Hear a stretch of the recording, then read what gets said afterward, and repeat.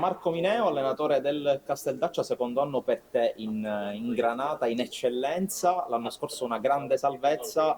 quest'anno sarebbe ancora più bello ripetere quello che è successo un anno fa. Sì, sì, perché è sempre più difficile rifare quello che hai fatto di bello l'anno precedente, quindi l'obiettivo è sicuramente questo, l'obiettivo è quello di farlo con meno patemi d'animo rispetto a quello che abbiamo fatto lo scorso anno, e sapendo che è un campionato difficile, perché l'eccellenza è un campionato difficile dove non ci sono partite scontate, quindi soltanto col lavoro e con la perseveranza penso che riusciremo a raggiungere il nostro obiettivo.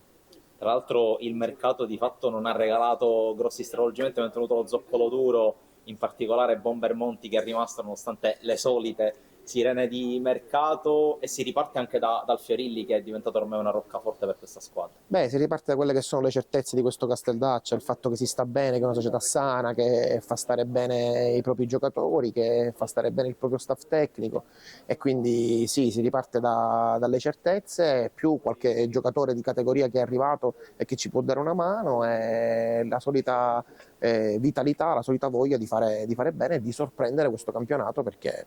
ripeto, è sempre un campionato avvincente. Tra l'altro campionato che partirà da Misilmeri, la prima giornata al Giovanni Aloisio. Che campionato ti aspetti dal tuo Casteldaccia e che campionato ti aspetti in generale? Perché comunque, come hai detto anche tu, è sempre più difficile il girone di eccellenza. Ma dal Casteldaccio io mi aspetto che ogni partita venda cara alla pelle per cercare di fare il massimo, per cercare di raggiungere il più velocemente possibile la salvezza, e poi chissà. Del campionato